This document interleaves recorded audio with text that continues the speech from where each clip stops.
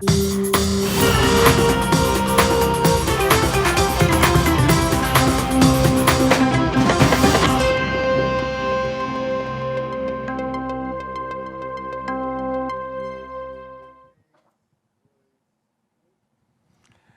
dia, pessoal, bom dia. Vamos acordar, vamos sair da cama, porque está na hora, são 7h01. Hoje é dia 4 de agosto de 2026, pleno mês do cachorro louco. E as coisas estão acontecendo, né? A campanha presidencial que está vindo por aí, as eleições de maneira geral, estão sendo colocadas à prova. Por quem? Por recursos de inteligência artificial desonestos, por revelações convenientes de última hora. E hoje ardem na fogueira aí um assessor importante de Lula, Marcola, que teria tomado dinheiro emprestado da Roberta Luskinger, aquela que já está super implicada lá no escândalo do INSS por causa das relações perigosas com o careca do INSS. E, por outro lado, na campanha do Flávio, nós temos aqui uma denúncia de que ele guardava dinheiro vivo e muita grana, R$250 mil num cofre no próprio gabinete, dinheiro que seria proveniente de rachadinha, né? Quer dizer, o cara não aprende, tá? E a denúncia é de um ex-assessor do próprio Flávio Bolsonaro. Daqui a pouco a gente vai ver aqui a matéria que a Juliana Dalpiva publicou agora há pouco no site aqui do ICL, contando essa história pra gente, tá bom? E nós tivemos ontem um dia muito complicado para o eleitor de Minas Gerais, porque o senador Cleitinho Azevedo, que é, né, produto dessa insidiosa zona do lixo eletrônico, roeu a corda e realmente não vai ser candidato ao governo do estado de Minas Gerais, porque diz ele que está desequilibrado pela morte do irmão e tudo mais. Quero lembrar aqui que a morte do irmão não impediu o senador de abrir uma campanha de última hora aqui para tentar se salvar da refrega de não ter a sua candidatura vetada, de ter a sua candidatura vetada pela própria direção partidária, que foi o que aconteceu lá no partido dele, Republicanos, né? Ontem, uma cena muito constrangedora, tá? O presidente do Republicanos, ao lado do senador Cleitinho, tinha ali, os dois criaram uma cena que parecia uma criança chorando, uma coisa super desonrosa. Acho que Minas Gerais nunca viu um político tão frágil quanto esse Cleitinho Azevedo, tá? Foi um espetáculo que vocês vão ver, um espetáculo vergonhoso. O Lula vai falar com a gente sobre isso daqui a pouco, tá bom? Esses são os destaques principais da edição de hoje. E hoje nós não vamos ter aqui o Papo de Boleiro, porque o Alex hoje teve um problema e não veio. No lugar dele está o Sato não gosta de falar sobre futebol. Então hoje nós vamos pular o Papo de Boleiro, amanhã a gente tira o atraso aí com o Alex de volta, tá bom? Pessoal, então vamos saber quais são os destaques aqui. Eu vou chamar primeiro o Lula lá de Brasília. O Lula está cheio de novidades para contar para a gente. Lula, como é que vai ser no jornal de hoje? Bom dia. Fábio, bom dia. Como está? Como está quem nos assiste, quem nos ouve?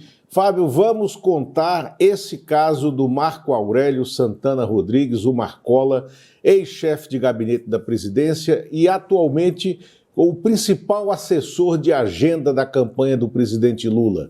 Esse caso é a síntese do lobismo e da pescaria probatória que acontece em Brasília de tempos em tempos, em período eleitoral e durante o exercício dos mandatos. Vamos mostrar o que está acontecendo nisso. E também como e por que o Cleitinho Azevedo, né, num vídeo patético, saiu definitivamente do processo eleitoral mineiro, estado aonde se decidirá a eleição brasileira. Desde 1989, quem ganha a eleição presidencial em Minas, ganha a eleição no país. Vamos falar dessas duas coisas. E uma correção, Fábio, aqui na sua escalada, porque é uma reportagem, um furo de última hora do ICL. O cofre com R$250 mil do clã Bolsonaro estava no gabinete do Eduardo Bolsonaro e não do Flávio Bolsonaro. Né? Só para corrigir aqui para a nossa audiência. Muito bom, feita a correção necessária, porque a gente precisa ter todo cuidado com relação, né, à concisão e à assertividade dessas informações. Então tá bom. O cofre é no gabinete do Eduardo. Eu falei Flávio aqui, falei errado. Lula, até já. Então, já você volta aí pra gente falar sobre essas coisas, tá bom? Vocês estão vendo que o dia tá quente lá em Brasília, né, gente? Tá quente pra caramba e o nosso Kleber Lourenço, auxiliado pelo seu clone, que trabalha de madrugada enquanto o Kleber descansa. Tem para nós também uma série de novidades aqui no dia de hoje. Kleber, bom dia para você. Tudo bem? Tudo Hoje eu quero saber, hoje é o Kleber ou o clone que está aí? Eu nunca sei. São muito parecidos. Como sempre, original. O clone só faz o trabalho de bastidor, Panunzio. Muito bom, original. Então fala aí para nós. Quais são os seus destaques de hoje? Vamos lá, Panunzio. A gente vai falar sobre o arranca-rabo entre Polícia Federal e o gabinete do ministro André Mendonça. Nós temos ali notícias super valorizadas, temos coisas ali, as pessoas estão, como diríamos no jornalismo, esquentando o lead mais do que deveria. E aqui no Desperta você já sabe, quando nós surgimos com dúvidas, nós trazemos já quanto antes as respostas dessas dúvidas. Então nós vamos falar se de fato o ministro André Mendonça está ou não investigando o diretor-geral da Polícia Federal, André Rodrigues, com uma suposta polícia secreta. Também de notícia importante, o general envolvido no episódio de intimidação a um deputado de extrema-direita, o Marcel Van Hatten, foi promovido na hierarquia do Exército e agora comanda um posto importantíssimo em São Paulo. E também vamos falar sobre o desfalque no mapa da saúde e como essa história das emendas parlamentares são um verdadeiro descalabro e uma verdadeira bagunça com o dinheiro público, com o meu, o seu e o nosso dinheiro. Muito bom, Kleber. Então, até daqui a pouquinho a gente já volta para você dar essas informações para a gente, tá bom? Pode deixar. Beleza. Pessoal, a gente faz como todo dia aqui, nós vamos começar pela meteorologia. Hoje, o Brasil está cercado por zonas de chuva em todos os seus quadrantes, tá? A exceção aí é o sudeste do Rio de Janeiro para baixo, mas o resto tem chuva em todas as regiões, como vocês podem ver aí. O mapa hoje está bem colorido, né? Nas suas fronteiras seca e oceânica, nós temos chuva no Brasil hoje. Lá no sul, volta a chover, olha, muitas nuvens, pancadas de chuva e trovoadas isoladas previstas para Porto Alegre. Deixa eu ver se tem algum alerta aqui, porque assim a gente já complementa a informação. Olha, tem um alerta lá no Rio Grande do Sul que continua sendo castigado pela meteorologia, né? Esse alerta é um alerta de tempestade, tá? Na região ali de Erechim, tá? O alerta, mas o centro do problema é essa frente fria que entrou aí e que deixou, de novo, o Rio Grande do Sul sujeito a um tempo inclemente, né? Vamos, então, para as temperaturas? Vamos lá, já tinha começado aqui. Em Porto Alegre, então, nós teremos pancadas de chuva, poderemos ter trovoadas isoladas e a temperatura vai ficar na casa dos 19 graus a máxima. Em Florianópolis, 24 graus, há possibilidade de chuva. Em Curitiba, só nuvens hoje no céu. Em São Paulo, 30 graus Celsius de temperatura com nuvens, mas não chove. No Rio de Janeiro, verão, em pleno inverno, 34 graus. Em Vitória, no Espírito Santo, 28 graus. Em Belo Horizonte, sem chuvas, 28 graus. Agora vamos lá para o centro-oeste brasileiro. Em Brasília, há muitas nuvens no céu hoje, né? 26 graus de temperatura máxima. Em Goiânia também, dia de céu nublado com 31 graus de temperatura. Sinceramente, eu não acredito, né, em mês de agosto, em céu nublado em Brasília. Vamos ver, né? Vamos lá, Campo Grande, muitas nuvens com 30 graus Celsius de temperatura, pode chover. Em Cuiabá, muitas nuvens também, há uma possibilidade pequena de chuva no horizonte. Em Porto Velho, 35 graus Celsius de temperatura, sem chuva também em Rio Branco, com 32. Manaus, termômetros vão a 34 graus, né? Em Boa Vista, Roraima, 33 graus.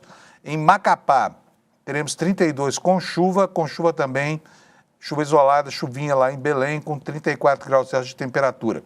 E para terminar, o norte, em Palmas, vai fazer 35 graus Celsius hoje, sem perspectiva de chuva.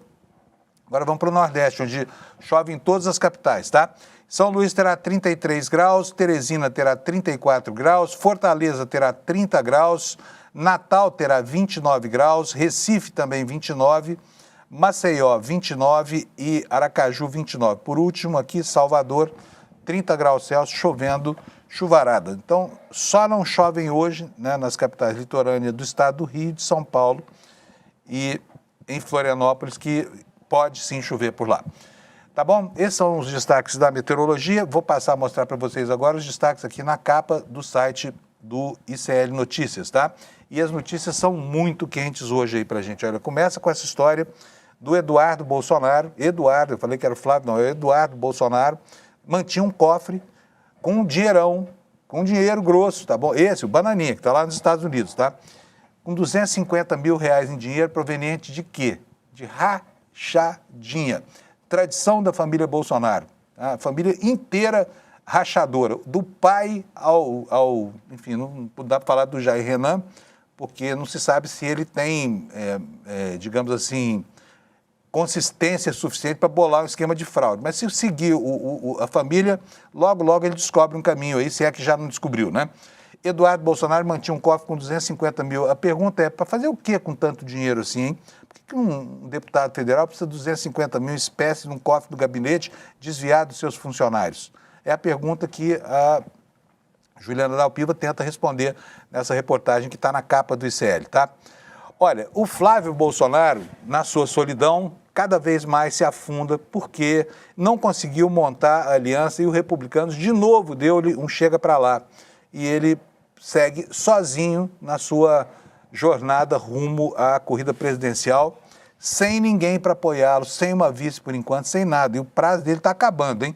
Amanhã termina o prazo para as convenções indicarem o companheiro de chapa dele. Não há no horizonte sinal ainda de como é que ele vai resolver essa crise. Abandonado pelos partidos que davam suporte como satélites do bolsonarismo e abandonado pelas mulheres também, que ele gostaria de ter ao seu lado, mas que não toleram os red pills que o acompanham, né? Que querem, inclusive, tirar a autonomia das mulheres, tirar o direito ao voto feminino. Tá?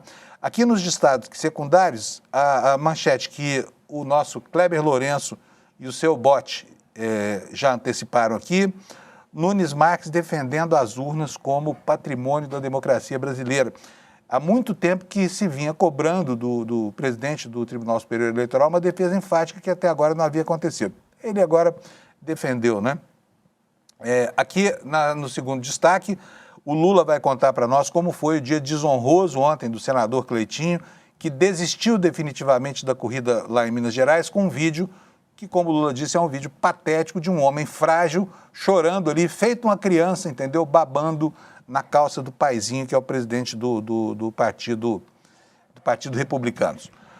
Olha, lá nos Estados Unidos, né, as tarifas que já foram condenadas pela Suprema Corte continuam sendo alvo de controvérsia judicial. E Trump já tem contra ele quase metade da federação, 25 estados, processando o Trump por conta do tarifaço que prejudica quem está, vamos dizer, os parceiros ou os inimigos comerciais, porque os Estados Unidos tratam parceiros como inimigos. Então, esses parceiros ficam muito comprometidos, né, com a sua produção, com as cadeias que se formaram, mas lá nos Estados Unidos o efeito disso é a inflação, né? E os estados não querem sofrer os efeitos dessa sandice do Trump, que é manietar o comércio internacional. Tá? Aqui nós temos, olha, a informação que o Kleber Lourenço já antecipou também, que o general alvo de moção por intimidação está assumindo o comando militar daqui de São Paulo, tá bom? E a Juliana Dalpiva também, que não se cansa de dar furo de reportagem aqui no ICL, está falando para a gente da primeira condenação de um verdugo da ditadura por uma acusação de estupro, tá? Primeira condenação. Esses são os nossos destaques e eu já vou chamar logo o Kleber Lourenço para que ele cumpra a sua parte aqui, que ele apurou com tanto esmero durante a madrugada. Kleber, bom dia de novo para você, vamos lá? Opa, Panunzio, estamos de volta, né? Muito bom. Você quer começar por onde? Pelo general?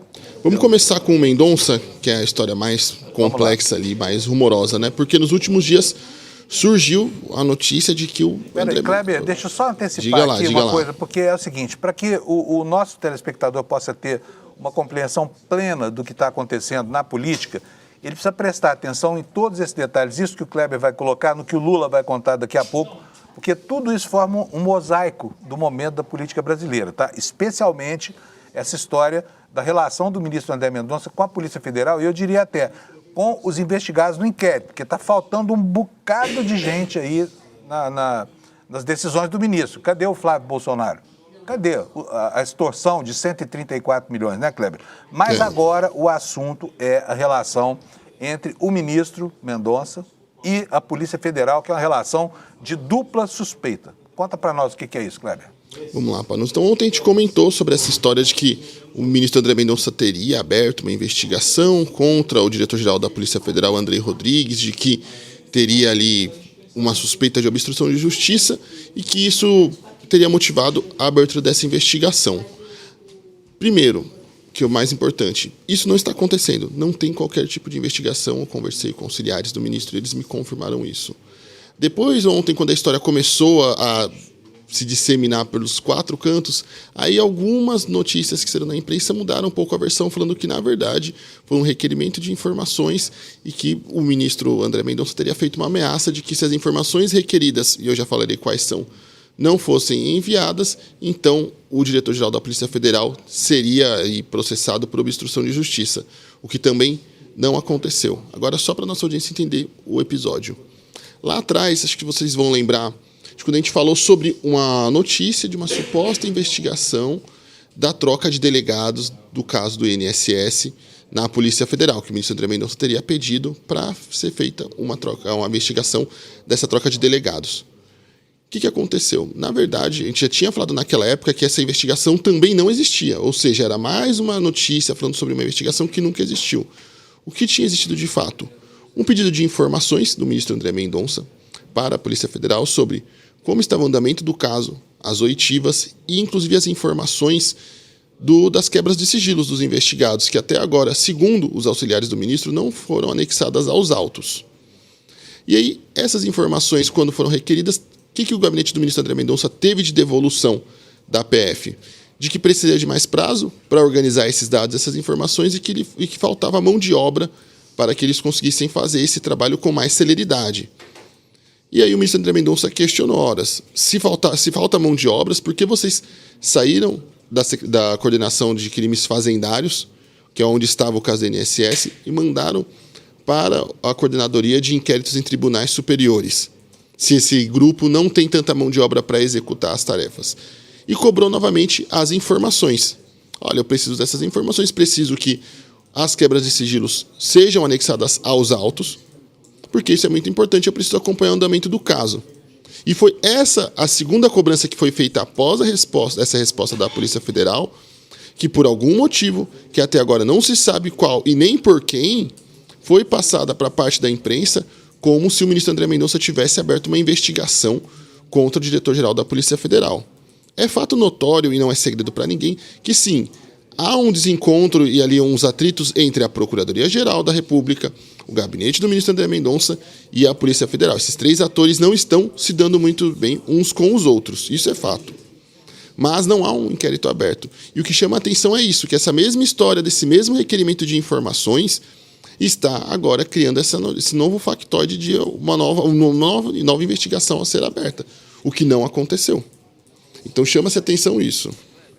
É um país estranho, né? Porque, afinal de contas, o Supremo Tribunal Federal tem lá um inquérito que nunca acaba, né? Ele tem sido acusado pelos seus adversários de patrocinar investigações com o objetivo de se proteger. Então, assim, é uma coisa... E olha, essa suspeita recíproca entre Polícia Federal e o ministro André Mendonça é da maior gravidade, né? Tudo que se fala sobre isso tem uma conotação institucional muito importante, porque, afinal de contas, nós estamos tratando do Tribunal Supremo, da Corte Constitucional e da Polícia Federal, que é braço armado do Estado, extremamente qualificado, a Polícia Judiciária da União, e estão as turras aí. Sim, e temos um sujeito oculto até o momento, trabalhando ativamente para potencializar essa cisânia entre as duas instituições, Panunzio. E esse sujeito oculto, qual seria o motivo da atuação dele, Kleber?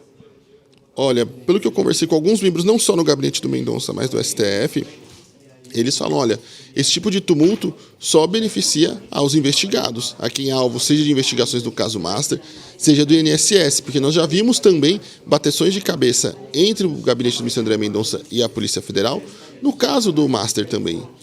Então isso beneficiaria, e isso também entra naquele caldo de coisas estranhas que acontecem no entorno do caso Master, também de informações que vazam para a imprensa de uma hora para outra e que ninguém sabe de onde vem, Panunzio.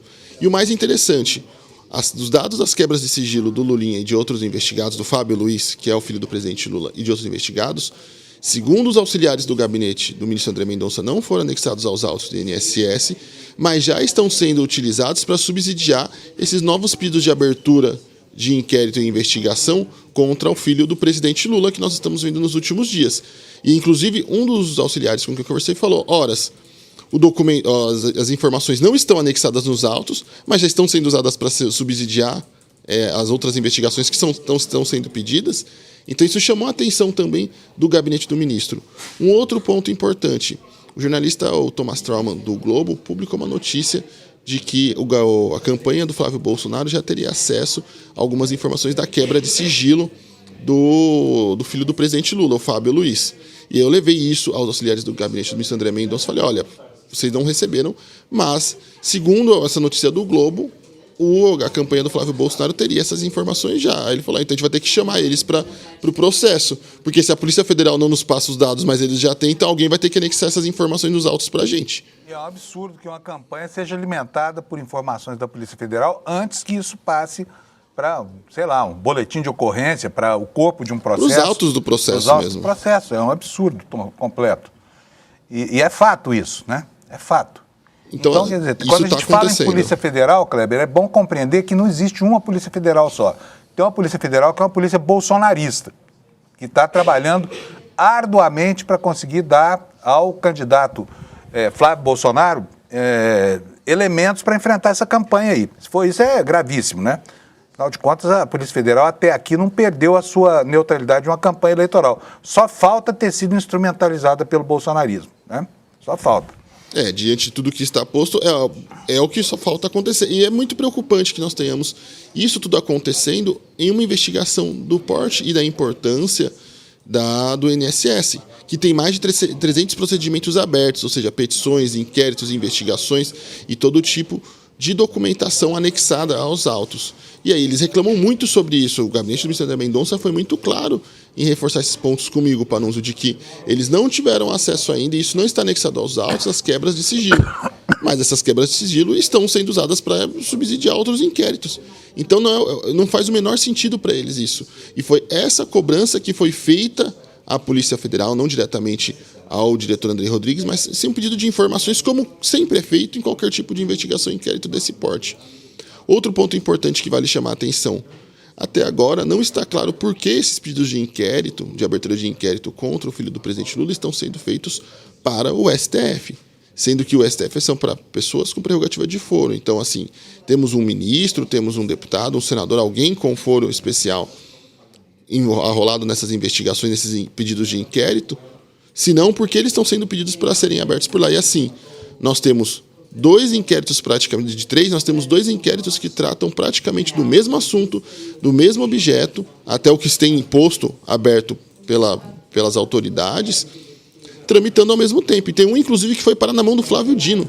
Então nós temos uma apuração que fala de tráfico de influência do filho do presidente Lula, o Fábio Luiz, nas mãos do André Mendonça, e nós temos outro no Flávio Dino também, então temos ministros diferentes estudando com o mesmo caso também.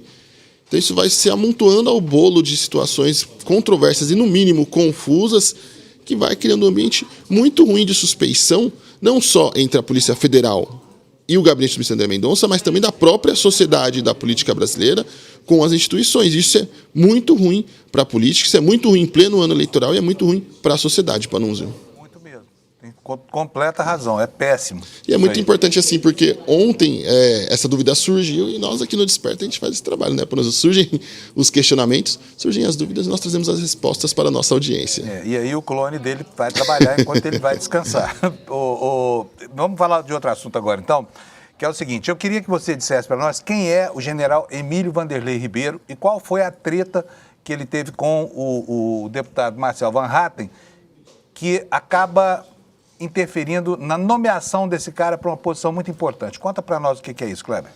Olha, Panunzio, quem é o Emílio Vanderlei? Ele era ele era chefe da assessoria parlamentar do Exército, que é um outro absurdo que existe na República Brasileira, que é basicamente o escritório de lobby do Exército, formalizado, mantido com recursos públicos e que tem uma sala dentro do Congresso Nacional. E durante uma sessão da Comissão de Relações Exteriores e Defesa Nacional da Câmara dos Deputados, houve um bate-boca onde o Marcel Van Hatten, aquele deputado de extrema-direita, conhecido também por atropelar pessoas e não ser responsabilizado por isso, que fique muito claro, onde ele chamou o atual comandante do Exército, Tomás Paiva, de frouxo. Na saída da comissão, o general de divisão Emílio Vanderlei foi cobrar esclarecimentos do deputado. Independente da total falta de decoro e da forma indecorosa que o Marcel Van Hatten se expressou no plenário, isso não dava aval nenhum para um general da ativa do Exército e acossar um parlamentar na saída de uma comissão. E ficar ali numa cena ridícula que eu não vou nem mostrar o vídeo novamente, mas ficar lá, o meu general não é frouxo, e ficar ali tentando bater cabeça com o deputado é uma coisa ridícula que não cabe. Mais uma vez, quem usa coturno e quem usa fuzil não conversa, faz ameaça. Independente do Marcel Van Hatten ser de extrema-direita. Isso não se faz em hipótese alguma, porque hoje é com Marcel Van Hatten, amanhã é com Benedita da Silva e assim por diante que as coisas acontecem. E depois desse episódio lamentável, ele foi nomeado pelo governo, pela gestão Lula, para comandar a 2ª região militar sediada em São Paulo, um dos principais postos militares do país. Muito bom. Bom, vamos passar para um outro assunto aqui. O Cleber Lourenço descobriu algo que é um absurdo. Enquanto o Brasil gasta joga fora, né, 60 bilhões de reais por ano com emendas parlamentares para subsidiar uma relação de clientela entre o eleito e o eleitor, né, alguns serviços públicos paralisados padecem por falta de grana. E paralisados há muito tempo. Por exemplo, as ações da saúde do Brasil. O Brasil é um país conhecido aí no mundo como um país que gerencia muito bem a sua saúde. Tem o SUS, que atende todo mundo, é universal, e o escambau. Agora, o que orienta isso? São dados objetivos, né, Kleber? Dados da realidade, que deveriam estar sendo tabulados o tempo inteiro. Mas há 10 anos, uma base de informações importante para tomar decisões políticas, ninguém alimenta. O que é isso, hein, Kleber? Olha, uma decisão do Tribunal de Contas da União revelou que o mapa de necessidades do SUS não é atualizado com as informações sobre emendas há 10 anos. Ou seja, para onde estariam indo recursos e investimentos para as necessidades de cidades, estados e regiões do país. Ou seja, esse mapa do SUS basicamente naquela cidade a gente precisa de mais recursos para trabalhar a área de hospital, um hospital de queimados, esse seria para trabalhar com mais especialistas em trauma, e assim por diante. Aqui precisa comprar mais bisturi, aqui precisa comprar mais anestesia, e assim por diante. E há 10 anos essas informações não são atualizadas, e aí um dado muito interessante. As despesas parlamentares destinadas à saúde passaram a movimentar mais de 20 bilhões por ano, Panunzio, sem qualquer tipo de estratégia. Ou seja, se o mapa não é atualizado, quer dizer que, por exemplo, eu estou mandando recurso para a saúde para comprar mais, por exemplo, dentadura para um lugar onde todo mundo tem dente, ou mais muletas, ou mais próteses para um lugar que não tem nenhum amputado, e assim por diante. Ou seja, eu estou desperdiçando recursos públicos e tirando dinheiro de onde precisava e colocar para onde não precisa. E isso piora o acesso das pessoas aos serviços de saúde, a recursos de saúde, a ter acesso a exames, cirurgias e todo tipo de necessidade. E aí isso é mais um reflexo do que a gente vem falando há muito tempo, não só aqui no Desperta, mas no ICL como um todo, que é o verdadeiro descalabro das emendas, que inclusive o ICL lançou recentemente um excelente, primoroso documentário, que eu recomendo que a nossa audiência assista, que fala também sobre isso.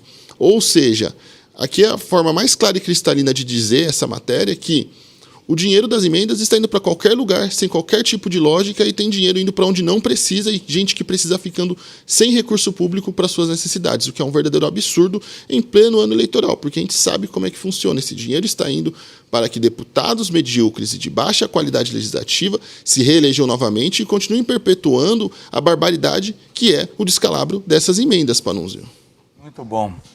Beleza, Kleber, olha, obrigado pelas suas informações e amanhã a gente se encontra aqui às 7 da manhã, tá bom? Perfeito. Panunzio, só um ponto importante para a nossa audiência, que quem está do meu lado hoje é a Fernanda aqui, que todo mundo do Papo Legal constantemente pergunta onde está. Ela está aqui hoje. A Fernanda, vou contar um bastidor aqui para você. Ela não está me ouvindo aí não, né, Kleber? Posso falar mal dela? Não, tá. Pode falar. Então, a Fernanda é braba pra caramba. Ela parece Siri na lata aqui. Eu tenho que fazer aqui todo dia uma enquete, o título e o card do programa, né? Aqui, cedinho.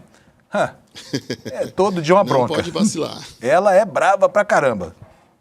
Passo longe. Cuidado. Valeu, Kleber. Obrigado. Obrigado também para Fernanda. Brincadeira. A Fernanda é ótima, tá, pessoal? E ela interage com vocês lá no Papo Legal e também no chat do YouTube aqui no ICL, tá? E ela é, nota 10, tá? Viu, Fernanda? Falei bem de você, tá?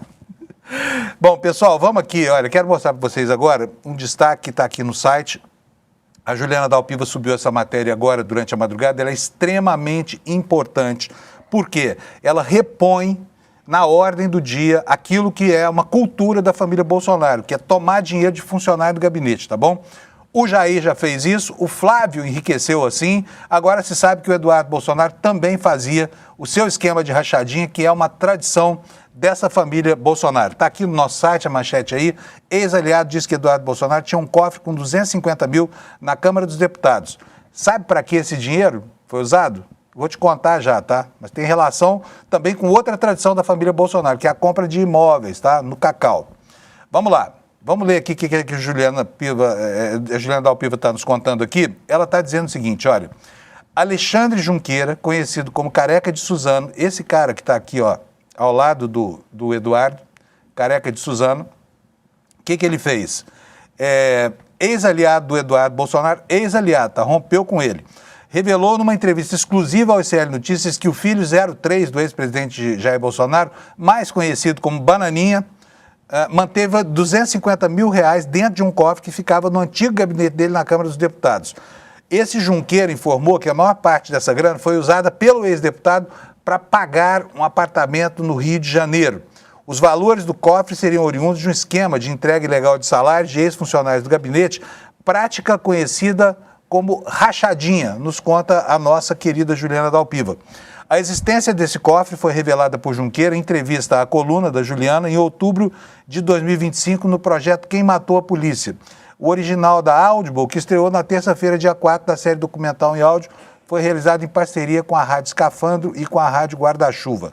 Série que investiga por que a política parece não dar conta de responder a problemas e anseios contemporâneos. Em junho deste ano, meses depois da primeira entrevista, Junqueira decidiu revelar mais detalhes à coluna. Tá? Esta é, então, esta que nós estamos mostrando aqui, a primeira reportagem dessa série. O que aconteceu? Ele contou que conheceu o Eduardo Bolsonaro em 2017 através de um contato nas redes sociais e passou a gravar vídeos de apoio ao 03 e a família dele. Foi convidado pelo Eduardo para trabalhar como motorista durante a campanha eleitoral do ano seguinte, em que ele disputava um mandato à Câmara dos Deputados. A proximidade entre eles foi tão grande que Junqueira foi convidado para a posse de Jair Bolsonaro, que passou a participar de festas fechadas da família Bolsonaro. Após a vitória, o Eduardo pediu a Gil Diniz, do PL, recém-eleito deputado estadual na Assembleia Legislativa de São Paulo, que o nomeasse entre os seus funcionários, né? E esse é o carteiro reaça, tá? Em novembro de 2018, em reuniões de preparação para a reformulação do gabinete de Gil, Junqueira disse que participou de uma conversa entre o deputado Gil Diniz e Sonaíra Fernandes. Sonaíra era funcionária do gabinete do Eduardo e atualmente é vereadora aqui em São Paulo e ainda disputa uma vaga na Assembleia Legislativa. Na conversa que se iniciou no carro dele e terminou na casa da sogra da Sonaíra, na capital paulista, Junqueira disse que Sonaíra contou do cofre do chefe e do esquema do gabinete. O que ela contou? Dudu tinha 2 funcionários do gabinete que ganhavam cheio, ou seja, ganhavam o que consta no contra-cheque deles, e devolviam a metade do salário para o filho do Bolsonaro. E nós tínhamos um cofre do gabinete, pegávamos essa metade e colocava no cofre e junto 250 mil, e juntou 250 mil. Um belo dia, o Duda, ela chama de Duda, o Bananinha, tá? Chegou lá, passou a mão nos 250 mil para dar de entrada num apartamento. E chegou na campanha, nós não tínhamos nem 5 mil para pagar uma nota de campanha, relembrou esse assessor.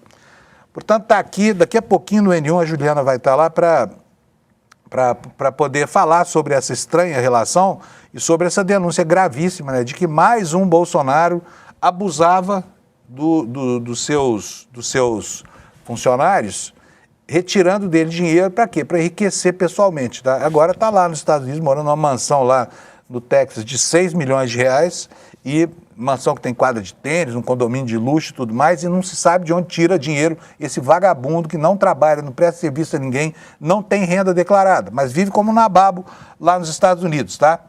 Então tá aí, se essa denúncia se confirmar, fica aí comprovado que a família Bolsonaro não abriu mão da sua velha mania de rachar, tá? Vou seguir aqui, vou chamar já o Lula, porque são 7h35 e nós temos um monte de coisa para falar. Cadê o Lula? Lula, bom dia, meu caro, de novo. Olá. Vamos falar aqui, bom porque dia, muita Fábio. gente...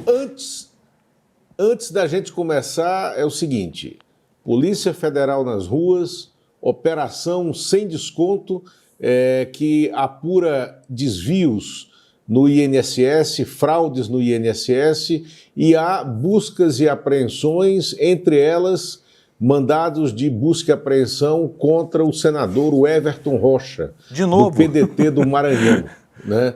Mais uma vez. O Everton Rocha virou freguesão da Polícia Federal, hein, Lula? Exatamente. Agora, quem precisava entrar nessa lista não entra, né? Cadê o Flávio? Cadê o Ibanez? Gente, cadê? Por que esses caras não aparecem? Onde é que eles estão? Sabe? O Flávio estava extorquindo 134 milhões de banqueiros, o ministro André Mendonça não viu nada. Alô, ministro, acorda aí, bicho. Está todo mundo vendo, assim, a sua maneira de cercar esse assunto aí. Não tá legal, né, Lula? Não tá legal. Lula, vamos lá, vamos começar Sem aqui dúvida. pelo choro dos perdedores. Aliás, a volta dos que não foram, vamos dizer assim, lá de Minas Gerais, porque ontem foi um dia tormentoso para o senador Cleitinho Azevedo, né? Houve um plot twist fantástico. O que é o plot twist? É uma virada na história, né? De repente, muda tudo. E a história do senador Cleitinho Azevedo já mudou 3 vezes. Primeiro, ele encebava lá o partido, não sei se você é candidato, não sei se você... Perdeu o irmão, mas a estratégia não mudou. A verdade é que, apesar dessa estratégia, né, Lula, dessa tragédia, a campanha continuou fazendo o que vinha fazendo, que é brincar com a possibilidade de ser ou não ser candidato. Aí o partido dele ficou de saco cheio quando o Cleitinho fez um vídeo espírita. O partido dele é o partido da Igreja Universal do Reino de Deus, que odeia o espiritismo. E aí ele falou, o presidente do partido disse que não haveria legenda para ele. Mas o Cleitinho insistiu, disse que seria porque seria candidato. E aí ontem a história acabou. De que jeito, Lula? Fábio, você tem o vídeo? Vamos, é melhor botar o vídeo, porque a gente entende tudo, Vamos né? rodar o vídeo. Roda, Sato, roda o vídeo para nós, por favor. O Cleitinho não compareceu na convenção. Eu pedi que ele pudesse ir a São Paulo para gravar comigo, dizendo que ele era candidato. Nós demos a oportunidade até terça-feira à noite. Não foi possível o comparecimento, muito por conta desse momento de luto, de dor que ele está passando, não só ele e a sua família. Eu dirigi aqui ao povo mineiro, pedir perdão. Só puxar um pouquinho mais. Pedir perdão, porque meu momento não está fácil para mim, para minha família. Não adianta entrar numa campanha agora do jeito que eu estou. Não adianta eu querer cuidar de vocês não estão cuidando de mim, não cuidando da minha família. Eu tenho que ser honesto com vocês, eu tenho que falar a verdade. Aqui o Euclides sempre me ajudou, me deu a candidatura de Senado, me motivou. O senhor também me esperou o tempo que precisava me esperar. Eu peço perdão, mas no meu momento hoje eu não estou bem. Eu preciso me recuperar, cuidar de mim, porque não adianta eu querer cuidar de vocês não estão cuidando de mim. Eu peço perdão, mas nesse momento agora eu não vou conseguir, não. Eu, novamente, aqui é o povo mineiro aqui. Bom, Fábio, esse vídeo, ele é a explicação perfeita da grande confusão de Minas Gerais. O Cleitinho Azevedo, que é um senador que não se comunica com a história de grandes políticos de Minas Gerais, exerce o mandato em Brasília de forma execrável, né, de uma forma absurda para alguém que é representante de qualquer estado da Federação Brasileira, o caso de Cleitinho Azevedo.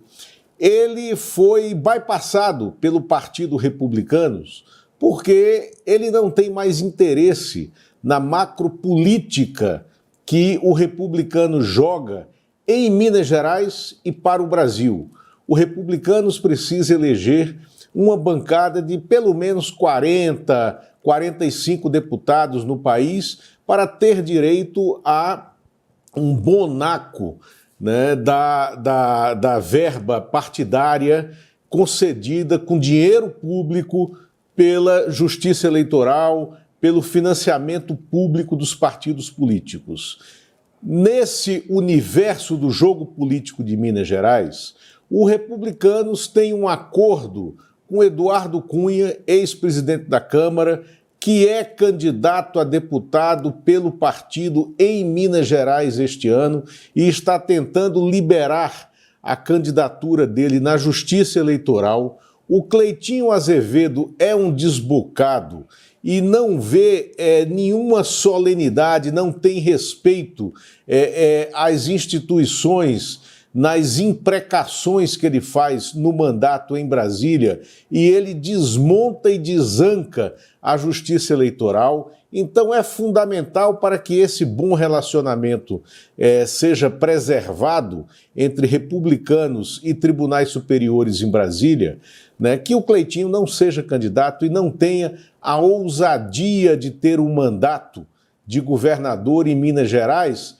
aonde ele tinha 39% de intenções de voto nas pesquisas pré-eleitorais. O Republicanos, então, fechou esse acordo para tentar manter a possibilidade de Eduardo Cunha ser eleito em Minas Gerais como deputado, voltar à Câmara, atuar de acordo com aquela agenda facínora que ele sempre teve no exercício da política, e isso desmonta a estrutura eleitoral desse momento, porque zera o jogo para o governo de Minas Gerais. Minas Gerais é o segundo maior colégio eleitoral do país, tem 16,3 milhões de eleitores, algo em torno de 10,5% do eleitorado total do país, e agora você tem como candidato que provavelmente o Republicanos vai apoiar o Marcelo Aro, que está no Progressistas, que é conhecido como o Eduardo Cunha de Minas, né?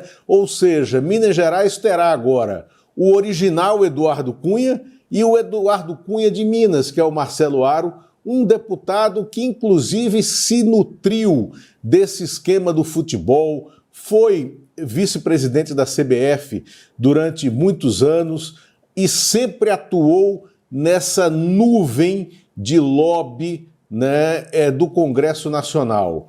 Esse é o jogo. Nesse momento, as pesquisas colocam o Alexandre Calil, do PDT, ex-prefeito de Belo Horizonte, em primeiro lugar nas intenções de voto em Minas Gerais, com 13%, e o Patrus Ananias, do PT, também ex-prefeito de Belo Horizonte, deputado federal, advogado, com 10% em segundo lugar. Mas a eleição de Minas está zerada e o jogo recomeça agora sem o Cleitinho Azevedo, e esses foram os motivos que levaram o Republicanos a tirá-lo de cena. Pois é, e foi uma cena ruim de ver, porque assim, o que se espera de um senador da República é um mínimo de dignidade, inclusive para enfrentar crises pessoais, sabe? E faltou essa dignidade ao Cleitinho, que aliás é um parlamentar completamente fora do figurino, né? Produto de quê? Desse bolor que brota das redes sociais, né? De onde saíram Nicolas e outros que Minas elegeu com uma fartura incrível de votos, para isso, para chorar em público, pedir desculpa por um ato que é um ato estranho pra caramba. Porque, olha, Lula, rasgar dinheiro a gente ainda entende, fala que o cara tá louco, mas desperdiçar a perspectiva de poder é algo muito sério na política, não é não? É algo que pouquíssimas vezes na história a gente viu. E uma candidatura com 40% dos votos, né? Os mineiros vão ter que aprender a votar em gente que tenha mais qualidade do que esse Cleitinho, com certeza, né? Exatamente, exatamente. O Lula chamou de desonra da política esse choro, e eu acho que esse choro é uma vergonha mesmo, sabe? Minas é um estado, né, de homens altivos, não combina essa imagem de fragilidade com a história de Minas Gerais, né? A história de Tiradentes, Tancredo e Juscelino. Sem dúvida. E Fábio, antes da gente ir para o tema central daqui, que é explicar o que está acontecendo com o Marcola, ex-chefe de gabinete da presidência, tal, e essa nova denúncia, entre aspas, vamos só dar uma notícia aqui que é de hoje, que linka com essa história de Minas. O Republicanos hoje faz a sua convenção nacional e será mais um partido que vai dizer um novo não para Flávio Bolsonaro. Não fará coligação presidencial com o PL de Flávio Bolsonaro. Não dará a vice do Flávio Bolsonaro, que ele pretendia que, depois de afastar da possibilidade da Tereza Cristina com o Progressistas, com a Federação União Progressista, fosse a Daniela Marques, ex-presidente da Caixa Econômica Federal, ex-assessora do Paulo Guedes, que é a principal assessora econômica do Flávio Bolsonaro. Ela é filiada ao Republicanos e poderia ser a vice. Não será, porque o Republicanos não fechará coligação com Flávio Bolsonaro. Flávio Bolsonaro vai tentar um último partido para a coligação, que ainda não fez convenção nacional e fará amanhã. O Podemos, que tem como presidente a Renata Abreu, que é deputada. Ele vai colocar a Renata Abreu como uma possibilidade de vice. Ela já avisou que não será e que o Podemos também não deverá fechar com o PL. O PL tenderá a caminhar sozinho e o Flávio Bolsonaro vai restringir as possibilidades de candidatos a vice ao que ele tem dentro do PL. A própria Michele, que eu não acredito, a Bia Kicis, que é uma possibilidade, a Juliana Zanata, de Santa Catarina, que também é uma possibilidade. Dentre estas, eu acho que a mais forte possibilidade é a da Bia Kicis, aqui do Distrito Federal. E vai largar uma eleição de senador eleita, praticamente, para disputar a vaga de vice, Lula? Não, ela não está com uma vida fácil eleitoral, não. Ela vai ter que gramar aqui para vencer. No momento, quem está à frente nas pesquisas é a senadora Leila, do vôlei, do PDT, candidata à reeleição, à frente mesmo da Michele Bolsonaro. Que também não está com a vida fácil, né? Aliás, a direita no Distrito Federal, rompendo uma tradição que vem aí desde de Roriz, esse ano vai estar colocada à prova. Vamos ver o que vai dar essa vaga do Senado, extremamente importante, gente, porque talvez não haja nada mais importante do Brasil do que a composição do próximo parlamento, né, Lula? Agora, vamos falar um pouquinho sobre essa história do Marcola. Eu vou colocar na tela aqui. Olha, ontem, no fim da tarde, apareceu no site Poder 360 uma reportagem que talvez seja a reportagem mais mal escrita que eu já li em toda a minha vida, tá? Matéria confusa, o repórter não sabia os valores aos quais ele se referia, mas o assunto era de uma gravidade extrema. E aí começou uma correria para saber do que tratava aquilo. Vou mostrar para vocês aqui a capa do Poder 360 e já, viu, Lula, colocando aqui a minha estranheza, porque o dono do Poder 360 foi um jornalista muito respeitável. Agora, o site dele anda com um comportamento extremamente esquisito nessa eleição. Tá aí, ó, a matéria, você viu aí, lobista do careca do INSS mandou dinheiro para assessor de Lula. Na foto você vê a Roberta Luskinger, que alguns chamam de lobista, outros chamam de empresária, eu chamo de herdeira, né, porque não sei outra função dela, não sei a de herdeira. E apareceu a informação de que o Marcola, que é esse ex-chefe de gabinete do Lula, que está na campanha do PT, é um personagem extremamente importante, estava recebendo dinheiro dela. Qual é a suspeita? De que houvesse relação com o careca do INSS, que era a pessoa que Roberta Luskinger apresentou para a meia república. Aí, como o Marcola é muito bem reputado, todo mundo diz que ele é uma pessoa extremamente séria, correta, que ele não se corromperia nem nada, foi uma correria para tentar saber que diabo de coisa era isso. E o Lula conversou com ele vai explicar para nós agora o que é isso, se isso existe ou não, se é verdade ou se é mentira e qual é a origem dessa nova confusão aí do lado da esquerda. Lula. Fábio, a gente está diante de um caso que é uma síntese de Brasília em operação de governo e em início de campanha eleitoral. O Marco Aurélio Santana, Marcola, que foi chefe de gabinete desde o primeiro dia de mandato do terceiro mandato do presidente Lula, no Palácio do Planalto, até a semana passada, quando saiu para assumir a coordenação de agenda da campanha para o quarto mandato, substituindo tanto no Palácio, né, quanto nessa coordenação de agenda de campanha, o papel fundamental, corretíssimo e substituindo no sentido mais amplo do que acontecia, o papel do Gilberto Carvalho em toda a trajetória política do presidente Lula até a campanha de 2022. O Gilberto Carvalho sempre teve e continuará tendo no Marcola um espelho do que ele foi na presença de Palácio, inclusive, pela seriedade e pela correção. Aqui, agora, o que aconteceu foi a transposição do Marcola para Brasília, junto com a esposa dele, Nicole Briones, também assessora do presidente Lula de campanha, desde o Instituto Lula. O Marcola e a Nicole foram juntos para Curitiba para dar aquele apoio que o presidente Lula precisava enquanto esteve incorretamente, injustamente preso por uma determinação política do ex-juiz Sérgio Moro, né? Então Marcola se torna um personagem fundamental dessa reformatação do Lula na política. Tem um desempenho no Palácio do Planalto absolutamente correto e entra no alvo dessa turma que nunca deixou Brasília. A turma em que está incrustada dentro da Polícia Federal, dentro do Ministério Público, dentro dos órgãos de Estado, para fazer oposição por recalque, por falta de competência, a esse tipo de exercício da política de quem tem projeto. Isso foi o que aconteceu. Eles ficavam ali esquadrinhando o que estava ocorrendo no dia a dia.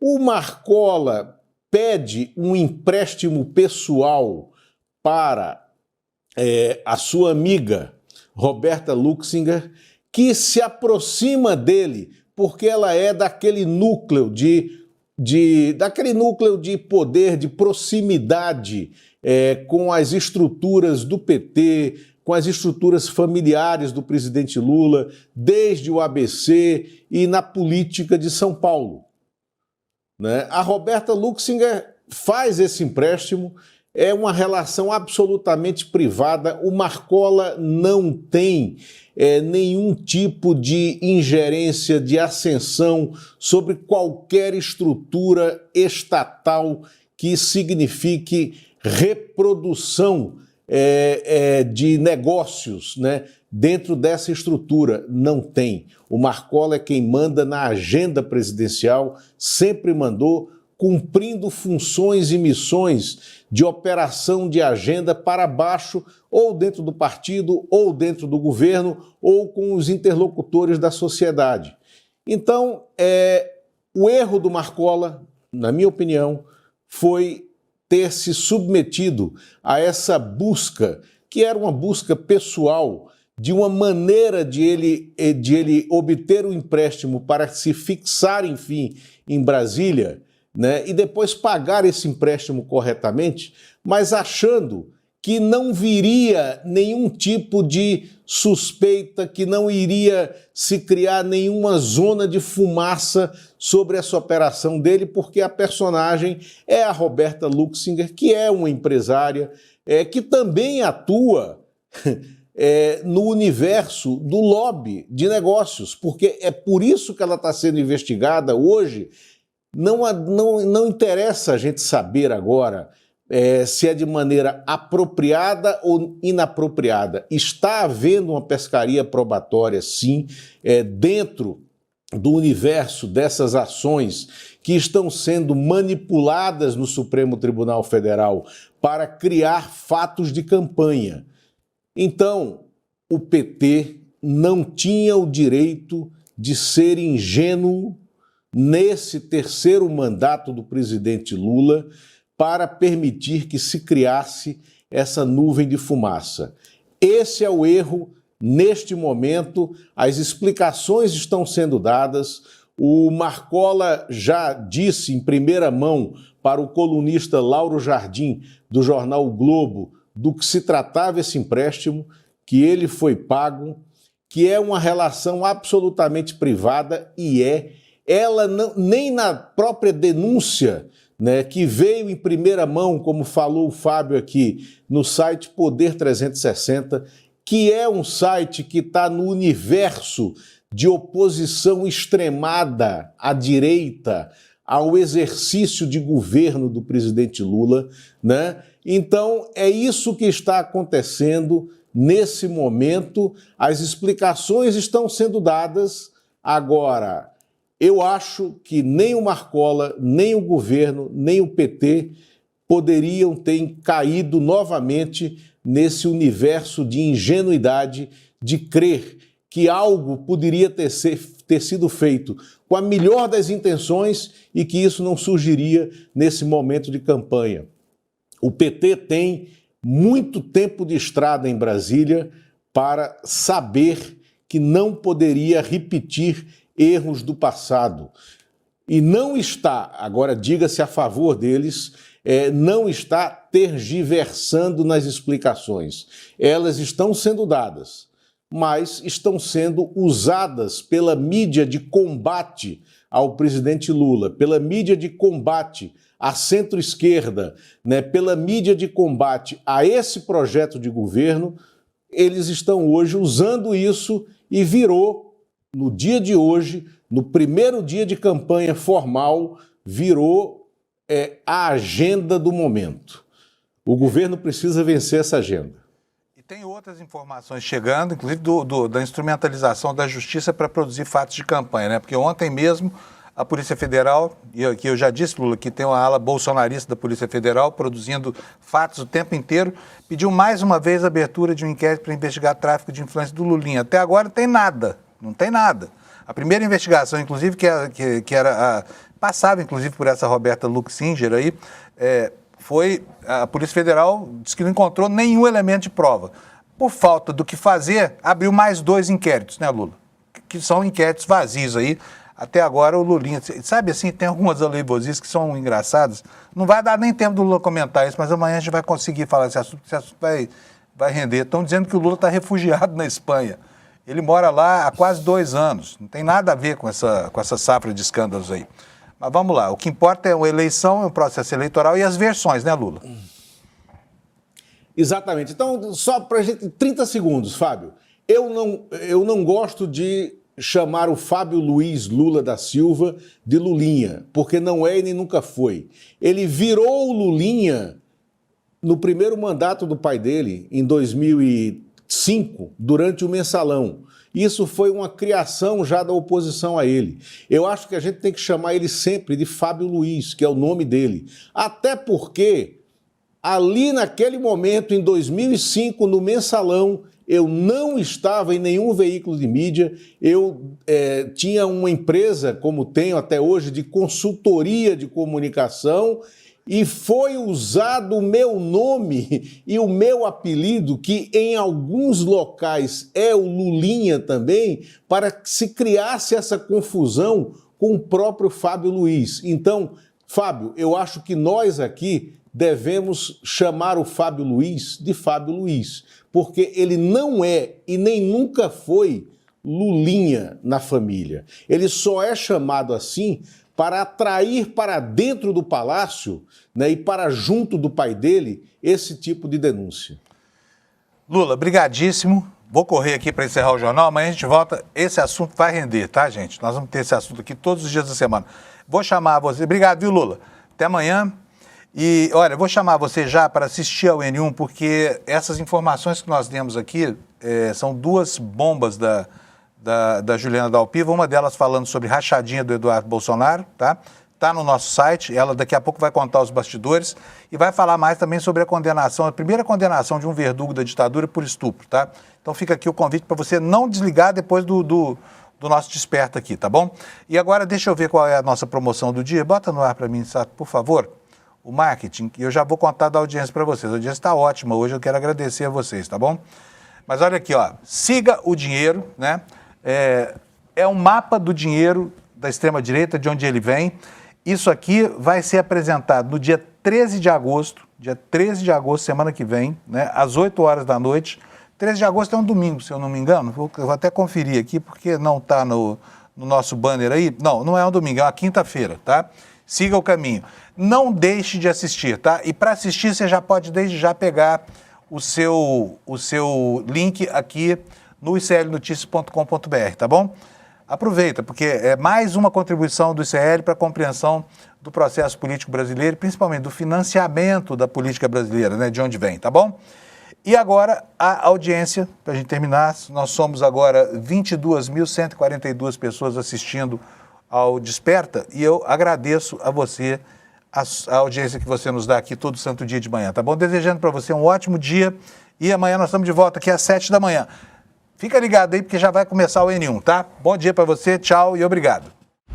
Lacre, like e lucro. Essa é a fórmula da extrema-direita. Quem vive de frases prontas e de efeito é a extrema-direita.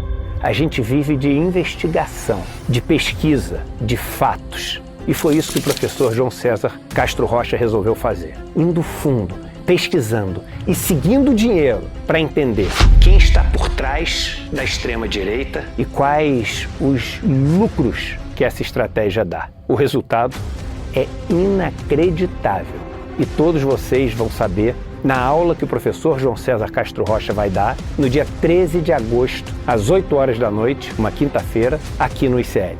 Chamem todo mundo para assistir. É muito importante. O ICL está em todo lugar, na palma da sua mão, na TV da sua casa e até nos seus ouvidos. Para ir além da manchete e mergulhar com apuração e contexto de verdade, acesse iclnoticias.com.br. Siga o ICL, compartilha e vem com a gente. Informação para quem pensa.